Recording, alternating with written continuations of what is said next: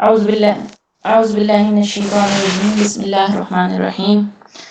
اللهم إني أسألك علما نافعا ورزقا طيبا وعملا متقبلا يا أرحم الراحمين رب اشرح لي صدري ويسر لي أمري واحلل عقدة من لساني يفقهوا قولي خطبات مودودی حصہ چہارم حقیقت زکوٰۃ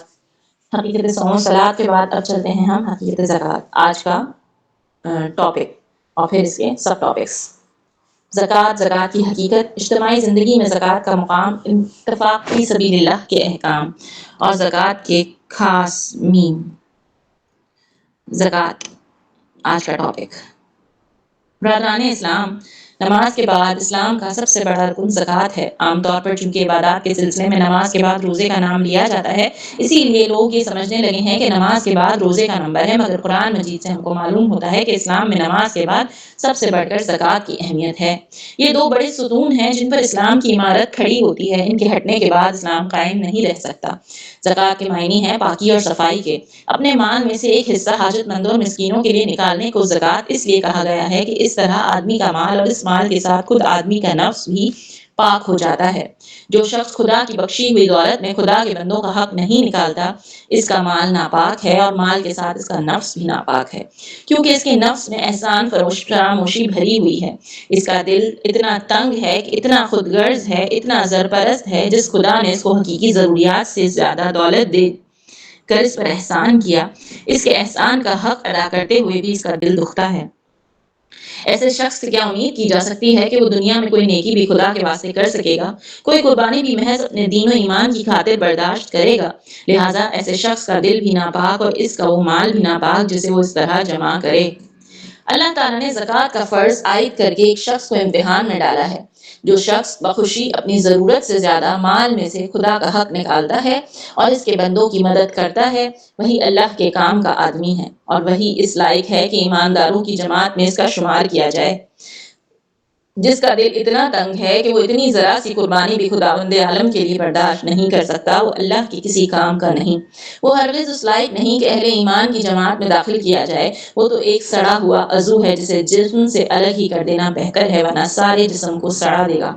یہی وجہ ہے کہ سرکار رسالت مآب صلی اللہ علیہ وآلہ وسلم کی وفات کے بعد جب عرب کے بعض قبیلوں نے زکوٰۃ دینے سے انکار کیا تو جناب صدیق اکبر نے ان سے اس طرح جنگ کی جیسے کافروں سے کی جاتی ہے حالانکہ وہ لوگ نماز پڑھتے تھے خدا اور رسول کا اقرار کرتے تھے اس سے معلوم ہوا کہ زکوٰۃ کے بغیر نماز روزہ اور ایمان کی شہادت سب بیکار ہیں کسی چیز کا بھی اعتبار نہیں کیا جا سکتا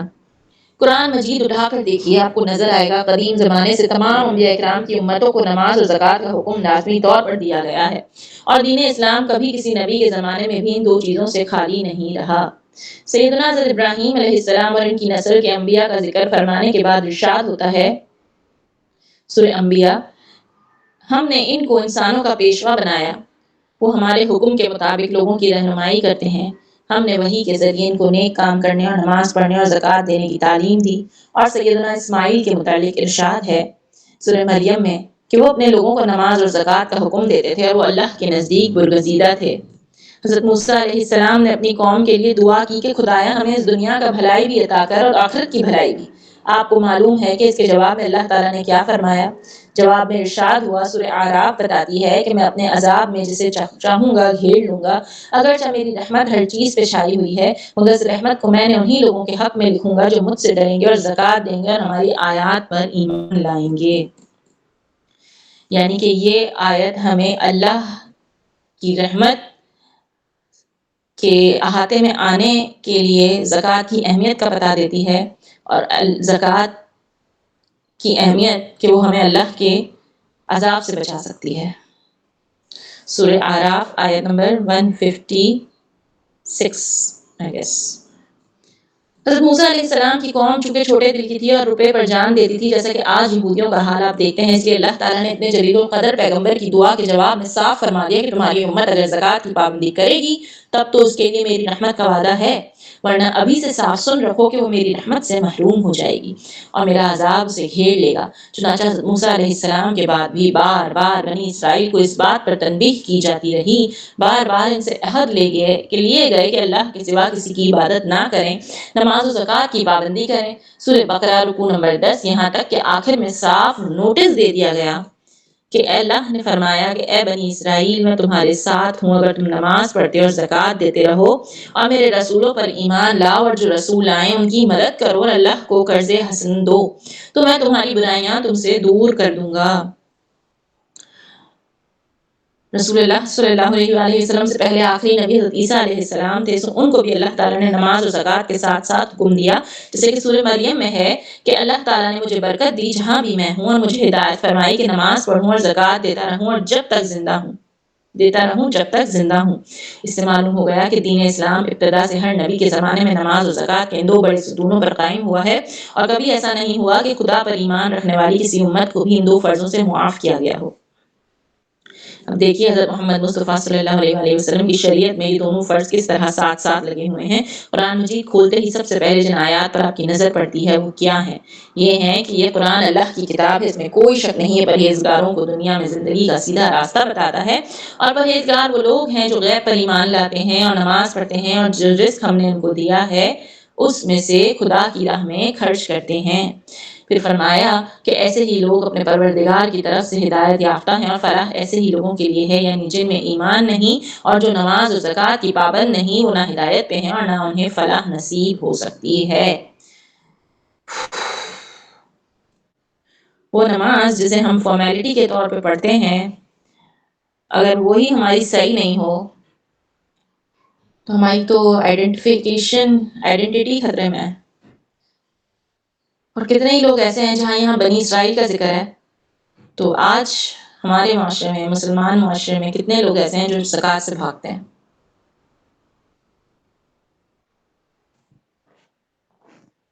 لوگ تو طریقہ ڈھونڈتے ہیں کہ کیسے، مطلب کیا رولز ہیں، کیسے بچا جا سکتا ہے،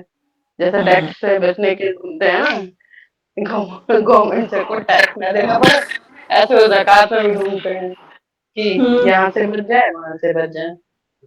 صحیح بات ہے۔ زکوٰۃ کو اب کہاں اتنا ویلیو دی جاتی، پہلے کے لوگ تھے جو ویسے بھی، حالانکہ ان کے پاس اتنا ہوتا نہیں تھا کہ انہیں کیلکولیٹ کرنا پڑے،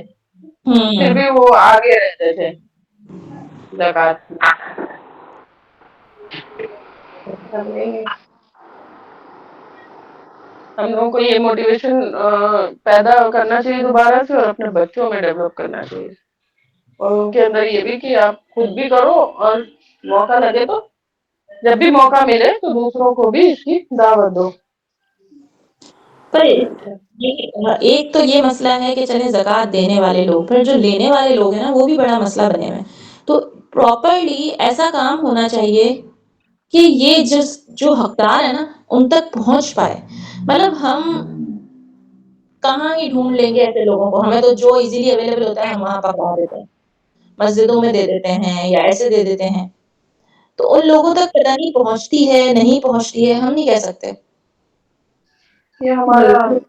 زکوٰۃ کا کانسیپٹ بھی تو خراب کر دی نا۔ زکوٰۃ جن پہ حق ہے، زکوٰۃ کو کیا مانا جاتا ہے، مطلب ایسا پیسہ جو مطلب بالکل انتہائی جو غریب ہیں وہی انہیں کو ملنا چاہیے۔ آپ اپنے رشتہ داروں کو زکوٰۃ دے کے دیکھ لو، جو مطلب سفید وائٹ کالر جنہیں کہا جاتا ہے نا، تو ہم انہیں دے سکتے ہیں، علم نہیں ہے انہیں بھی، وہ لیں گے ہی نہیں۔ آپ اگر زکوٰۃ کہہ کے دیں گے تو وہ نہیں لیں گے۔ پورا کانسیپٹ ہی خراب کر رکھا ہے۔ زکوٰۃ صرف سید کو چھوڑ کے سب کو دی جا سکتی ہے جو مستحق ہے، چاہے اپنا ریلیٹو ہو، قریبی ہو، دور کا ہو، پہلے تو وہی انہیں کا حق ہے۔ پر آپ دے کے تو دیکھیں ریلیٹو کو، زکوٰۃ کے نام پہ وہ پھر آپ کو برا بھلا کہنے لگیں گے، رشتے ہی بگڑ جائے گا۔ شاید ہم اپنے سگے رشتوں کو شاید نہیں دے سکتے، یہ پوچھنا پڑے گا۔ نہیں، ماں باپ کو نہیں دے سکتے، ماں باپ کو چھوڑ کے بیوی فرض ہے،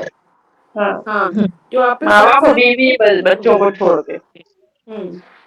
بیوی بچے آپ کی ذمہ داری ہے، ماں باپ آپ کی ذمہ داری ہے۔ بھائی بہن دے سکتے ہیں ایک دوسرے کو، اگر کوئی آپ اچھی اس پہ بہن ہو اپنے بھائی کو دے سکتی ہے، بھائی ہو تو بہن کو دے سکتا ہے، رشتوں میں تو دے سکتے ہیں، کزنس کو دے سکتے ہیں، کزن پھوپھی وپھی سب کو دے سکتے ہیں، صرف ماں باپ آپ کے اوپر فرض ہے، تو ان کے کام آپ کے اوپر فرض ہے، تو آپ ان کو تو نہیں دے سکتے ہو۔ اولاد آپ کے اوپر فرض ہے، اس کی بھلے مدد اولاد کی اپنے طرح اوپر کریں۔ کھڑی ہوئی ہے تو آپ مدد کریں، بٹ آپ یہ زکوٰۃ نہیں دے سکتے۔ ہاں دی تو نہیں جاتی، کہہ نہیں سکتی، لیکن آپ کہہ کے دیکھیں پھر دیکھیں اس کا۔ نہیں ایسا ہوتا نا کہ اگر آپ اپنوں کو دیں تو زکوٰۃ بتا کے دیں، ایسا کوئی حکم ہوتا تو نہیں پھر بہن، بتا کے دو، نہیں تو آپ ویسے کرو۔ اسے رمضان میں جب دیں گی تو وہ آپ کی صدقہ بھی زکوٰۃ ہی کنسیڈر کی جائے گی۔ ہاں تو زکوٰۃ کا ضروری بھی نہیں ہے نا کہ رمضان میں ہی دو، زکوٰۃ تو نکال سکتے ہو کبھی بھی، اپنے کیلکولیٹ کرتے رہو، نکال لو، آپ کو پتا ہے تو آپ بات نکالتے رہو، ہر مہینے کی سیلری ہے ہر مہینے کی۔ لیکن آپ کو رمضان میں دے دینی چاہیے نا، زکوٰۃ کا پرپس ہاں ہی مطلب سال مکمل ہو جاتا ہے رمضان میں، رمضان سے رمضان ہے کہ سال آپ کا مکمل ہو گیا، تو آپ جو ہے اس رمضان تک آپ نپٹا دیں، مطلب یہ رہتا ہے رمضان سے رمضان۔ رمضان لاسٹ ہے، رمضان میں آپ کو دے دینی ہے، اور رمضان میں آپ کوئی بھی چیز دے رہے ہیں، پیسے دے رہے ہیں، تو وہ ظاہر سی بات ہے انسان لے گا کہ ہاں وہ زکوٰۃ میں ہی کیلکولیٹ کرتے ہیں لوگ، اور ہوتا بھی دن پورے ٹائم کوئی نہ کوئی ضرورت مند آتا رہتا ہے، پورے سال میں تو ہے نہیں کہ رمضان میں تو دھندا ہو جاتا ہے، جیسے دھندا جیسے لوگ اپنا یہ پروفیشن بنا لیتے ہیں، بن کے آتے ہیں، بھیک مانگتے ہیں، غریب ہیں تو شادی ہے تو فلانا ہے، تو ہاں رمضان یہ سب تو پروفیشن میں ہو جاتا ہے، بہت آتے لوگ، انہیں پتا ہے کہ لوگوں کو زور نہیں پڑے گا دینے میں، زیادہ اماؤنٹ مل جائے گا، زیادہ ہو جائے گا، لوگ تو یہ نکالتے ہیں، اور سب کو ہاں اپنی زکوٰۃ کو نکالنا بھی ہوتا ہے۔ ہمارے پاس جتنا بھی مال ہے اس پہ زکوٰۃ بنتی ہی ہے، اور وہ تو ایک تعین ہے کہ مطلب ایسا بھی نہیں ہے کہ مطلب آپ کی نیت ہونی چاہیے، آپ نے ہر کسی کو آپ دے رہے ہو اور آپ اس کو زکوٰۃ کنسیڈر کر رہے ہو، تو وہ بھی ٹھیک نہیں ہے، آپ کو پہلے اماؤنٹ نکالنی ہے کہ ہاں جی زکوٰۃ یہ ہو گیا، ہم کہتے ہیں نا کیلکولیٹ اکثر کر کے لوگ نکالنی۔ نہیں آپ جیسے یہ رہتا ہے کہ تمہیں جیسے جو بزنس مین ہے ان کی الگ بات ہے، یا وہ بھی کر سکتے ہیں، جو نوکری پیشہ ہے ان کو پتا ہے ہماری اتنی سیلری آ رہی ہے کیلکولیٹ کر کے، تو اس سیلری میں سے وہ اپنا 2.5% ہر مہینے نکال سکتے ہیں،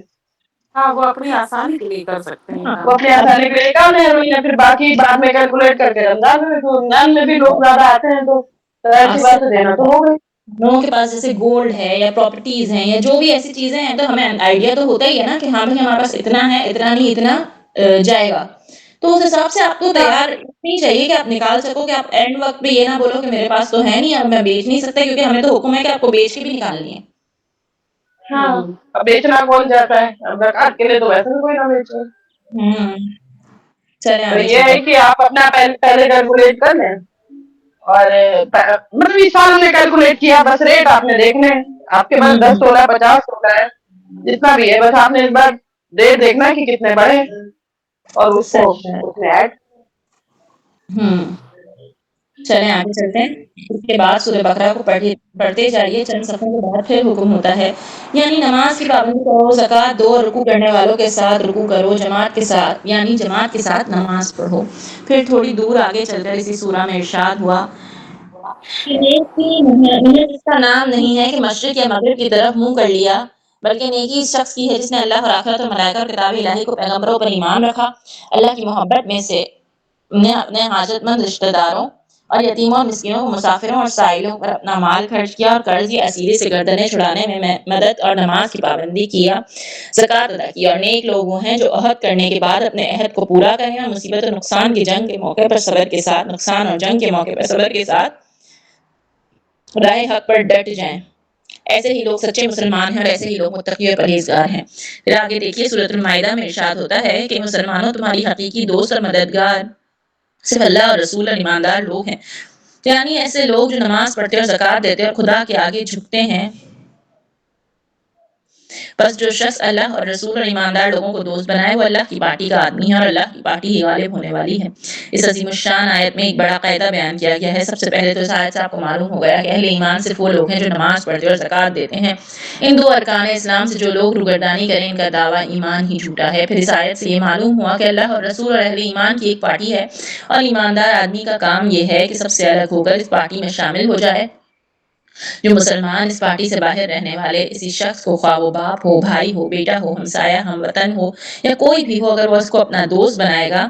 اس سے محبت اور مددگاری کے تعلق رکھے گا، تو اسے یہ امید نہ رکھنی چاہیے کہ اللہ اس سے مددگاری کا تعلق رکھنا پسند فرمائے گا۔ سب سے آخر میں اس آیت سے یہ بھی معلوم ہوا کہ اہل ایمان کو غلبہ اسی وقت حاصل ہو سکتا ہے جب وہ یکسو ہو کر اللہ اور رسول صلی اللہ علیہ وسلم اور صرف اہل ایمان ہی کو اپنا ولی و مددگار، دوست اور ساتھی بنائیں۔ اب آگے چلیے تو سورہ توبہ میں اللہ تعالیٰ نے مسلمانوں کو کفار و مشرکین سے جنگ کا حکم دیا اور مسلسل کئی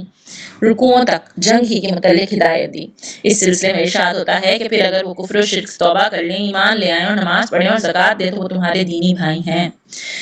یعنی کہ محض کفر و شرک سے توبہ کرنا اور ایمان کا اقرار کر لینا ہی کافی نہیں ہے۔ اس بات کا ثبوت کہ وہ واقعی کفر و شرک سے تائب ہو گئے ہیں اور حقیقت میں ایمان لائے ہیں صرف اسی طرح مل سکتا ہے کہ وہ نماز کی پابندی کریں اور زکوٰۃ دیں۔ لہٰذا اگر وہ اپنے اس عمل سے اپنے ایمان کا ثبوت دے دیں تو تمہارے دینی بھائی ہیں، ورنہ ان کو بھائی نہ سمجھو اور ان سے جنگ بند نہ کرو۔ پھر آگے چل کر اسی سورے میں فرمایا یعنی مومن مرد اور مومن عورتیں ایک دوسرے کے والی و مددگار ہیں، اور ان مومن مردوں اور عورتوں کی صفات یہ ہیں کہ وہ نیکی کا حکم دیتے ہیں، بدی سے روکتے ہیں، نماز قائم کرتے ہیں، زکوٰۃ دیتے ہیں اور خدا اور رسول کی اطاعت کرتے ہیں۔ ایسے ہی لوگوں پر اللہ رحمت کرے گا۔ سن لیا آپ نے کہ کوئی شخص مسلمانوں کا دینی بھائی بن ہی نہیں سکتا جب تک کہ وہ اقرار ایمان کر کے عملاً نماز اور زکوٰۃ کی پابندی نہ کرے۔ ایمان، نماز اور زکوٰۃ یہ تین چیزیں مل کر ایمانداروں کی جماعت بناتی ہیں۔ جو لوگ ان تینوں کے پابند ہیں وہ اس پاک جماعت کے اندر ہیں اور انہی کے درمیان دوستی، محبت، رفاقت، مددگاری کا تعلق ہے، اور جو ان کے پابند نہیں وہ اس جماعت کے باہر ہیں، خواہ وہ نام کے مسلمان ہی کیوں نہ ہوں۔ ان سے دوستی، محبت اور رفاقت کا تعلق رکھنے کے معنی یہ ہے کہ تم نے اللہ کے قانون کو توڑ دیا اور اللہ کی پارٹی کو منتشر کر دی، پھر تم دنیا میں غالب ہو کر رہنے کی امید کیسے کر سکتے ہو؟ آگے چل کر سورہ حج میں ارشاد ہوتا ہے کہ اللہ ضرور ان کی مدد کرے گا جو اس کی مدد کریں گے، اور اللہ زبردست قوت والا اور سب پر غالب ہے۔ یہ وہ لوگ ہیں جن کو اگر ہم زمین میں حکومت بخشیں تو یہ نماز قائم کریں گے، زکوٰۃ دیں گے، نیکی کا حکم دیں گے، بدی سے روکیں گے، اور سب چیزوں کا انجام خدا کے ہاتھ میں ہے۔ اس آیت میں مسلمانوں کو بھی وہی نوٹس دیا گیا جو بنی اسرائیل کو دیا گیا تھا۔ ابھی آپ کو سنا چکا ہوں کہ اللہ تعالیٰ نے بنی اسرائیل کو کیا نوٹس دیا تھا۔ ان سے صاف فرما دیا تھا کہ میں اسی وقت تک تمہارے ساتھ ہوں جب تک تم نماز پڑھتے ہو اور زکوٰۃ دیتے رہو گے، اور میرے نبیوں کے مشن میں ان کا ساتھ دو گے، یعنی میرے قانون کو دنیا میں جاری کرنے کی کوشش کرتے رہو گے۔ جو ہی تم نے اس کام چھوڑا پھر میں نے اپنا ہاتھ تمہاری مدد سے کھینچ لوں گا۔ ٹھیک یہی بات اللہ نے مسلمانوں سے بھی فرمائی، ان سے صاف کہہ دیا ہے کہ اگر زمین میں طاقت حاصل کر کے تم نماز قائم کرو گے اور زکوٰۃ دو گے اور نیکی پھیلاؤ گے اور بدیوں کو مٹاؤ گے تب تو میں تمہارا مددگار ہوں، اور جس کا میں مددگار ہوں اسے کون دبا سکتا ہے۔ لیکن اگر تم نے زکوٰۃ سے منہ پھیرا اور زمین میں حکومت حاصل کر کے نیکیوں کے بجائے بدیاں پھیلائیں اور بدیوں کے بجائے نیکیوں کو مٹانا شروع کیا، میرا کلمہ بلند کرنے کے بجائے اپنا کلمہ بلند کرنے لگے اور خراج وصول کر کے اپنے لیے زمین پہ جنتیں بنانے ہی کو وراثت عرضی کا مقصود سمجھ لیا، تو سن رکھو کہ میری مدد تمہارے ساتھ نہ ہوگی، پھر شیطان ہی تمہارا مددگار رہ جائے گا۔ نعوذ باللہ۔ اللہم لا تجعلنا من الغافلین۔ اللہ اکبر، کتنا بڑا عبرت کا مقام ہے۔ جو دھمکی بنی اسرائیل کو دی گئی تھی اس کو انہوں نے خالی کھلی زبانی دھمکی سمجھا اور اس کے خلاف عمل کر کے اپنا انجام دیکھ لیا کہ آج روئے زمین پر مارے پھر رہے ہیں، جگہ جگہ سے نکالے جا رہے ہیں، کہیں ٹھکانہ نہیں پاتے، کروڑہا روپے کے کھتے ان کے پاس بڑے بھرے پڑے ہیں، دنیا کی سب سے زیادہ دولت مند قوم ہے مگر یہ روپیہ ان کے کسی کام نہیں آتا۔ نماز کے بجائے بدکاری اور زکوٰۃ کے بجائے سود خوری کا ملعون طریقہ اختیار کر کے انہوں نے خود بھی خدا کی لعنت ہے اپنے اوپر مسلط کرا لی۔ اب اس لعنت کو لیے ہوئے طاعون کے چوہوں کی طرح دنیا میں بھی ایسے پھیلاتے پھر رہے ہیں۔ پھر یہی دھمکی مسلمانوں کو دی گئی اور مسلمانوں نے اس کی کچھ پرواہ نہ کر کے نماز اور زکوٰۃ سے غفلت کی، خدا کی بخشی ہوئی طاقت کو نیکیاں پھیلانے اور بدیوں کو مٹانے میں استعمال کرنا چھوڑ دیا، اور اس کا نتیجہ دیکھ لو کہ حکومت کے تخت سے اتار کر پھینک دیے گئے۔ دنیا میں بھی ظالموں کا تختہ مشق بن رہے ہیں اور روئے زمین میں ہر جگہ ضعیف اور مغلوب ہیں۔ نماز اور زکوٰۃ کو چھوڑنے کا انجام بد تو دیکھ چکے، اب ان میں ایک جماعت ایسی پیدا ہوئی ہے جو مسلمانوں کو بے حیائی، فحش اور بدکاری میں مبتلا کرنا چاہتی ہے، اور ان سے کہہ رہی ہے کہ تمہارے افلاس کا علاج یہ ہے کہ بینک اور انشورنس کمپنیاں قائم کرو، سود خوری شروع کر دو، خدا کی قسم اگر انہوں نے یہ کیا تو وہی ذلت اور خوارین پر مسلط ہو کر رہے گی جس میں یہودی مبتلا ہوئے ہیں، اور یہ بھی خدا کی اس لعنت میں گرفتار ہو جائیں گے جس نے بنی اسرائیل کو گھیر رکھا ہے۔ ناظرین اسلام، آئندہ خطبوں میں آپ کو بتاؤں گا کہ زکوٰۃ کیا چیز ہے، کتنی بڑی طاقت اللہ نے اس چیز میں بھر دی ہے، اور آج جس رحمت خداوندی کو مسلمان ایک معمولی چیز سمجھ رہے ہیں وہ حقیقت میں کتنی بڑی برکتیں رکھتی ہے۔ آج کے خطبے میں میرا مقصد آپ کو صرف یہ بتانا تھا کہ نماز اور زکوٰۃ کا اسلام میں کیا درجہ ہے۔ بہت سے مسلمان یہ سمجھتے ہیں کہ ان کو مولوی ان کو رات دن یہ اطمینان دلاتے رہتے ہیں کہ نماز نہ پڑھ کر اور زکوٰۃ نہ دے کر بھی وہ مسلمان رہتے ہیں، مگر قرآن اس کی صاف الفاظ میں تردید کرتا ہے۔ قرآن کی روح سے کلمہ طیبہ کا اقرار ہی بے معنی ہے اگر آدمی اس کے ثبوت میں نماز اور زکوٰۃ کا پابند نہ ہو۔ اسی بنا پر حضرت ابوبکر صدیق رضی اللہ تعالیٰ عنہ نے زکوٰۃ سے انکار کرنے والوں کو کافر سمجھ کر ان کے خلاف تلوار اٹھائی تھی۔ جیسا کہ میں ابھی آپ سے بیان کر چکا ہوں کہ صحابہ اکرام رضی اللہ تعالیٰ عنہ کو ابتدا میں شبہ تھا کہ آیا کہ وہ مسلمان جو خدا اور رسول کا اقرار کرتا ہے، نماز بھی پڑھتا ہے، ان لوگوں کے زمرے میں شامل کیا جا سکتا ہے یا نہیں جن پر تلوار اٹھانے کا حکم ہے۔ مگر جب حضرت ابوبکر صدیق رضی اللہ تعالیٰ عنہ جن کو اللہ نے مقام نبوت کے قریب درجہ عطا فرمایا تھا اور اپنی بات پر اڑ گئے تھے، انہوں نے اصرار کے ساتھ فرمایا کہ خدا کی قسم اگر یہ لوگ اس زکوٰۃ میں سے جو رسول اکرم صلی اللہ علیہ وسلم کے عہد میں دیا کرتے تھے اونٹ باندھنے کی ایک رسی بھی روکیں گے تو ان پر تلوار اٹھاؤں گا۔ بالآخر صحابہ اکرام رضی اللہ تعالیٰ عنہ کے دلوں کو اللہ نے حق کے لیے کھول دیا اور سب نے یہ بات تسلیم کر لی کہ زکوٰۃ نہ دینا ان مشرکین کا کام ہے جو آخرت کے منکر ہیں، یعنی تباہی ہے ان مشرکین کے لیے جو زکوٰۃ نہیں دیتے اور آخرت سے منکر ہیں۔ وما علینا الا البلاغ۔ سبحانک اللہم وبحمدک، نشہد ان لا الہ الا انت، نستغفرک ونتوب الیک۔ یہ زکوٰۃ کی حقیقت ہمارا اگلا ٹاپک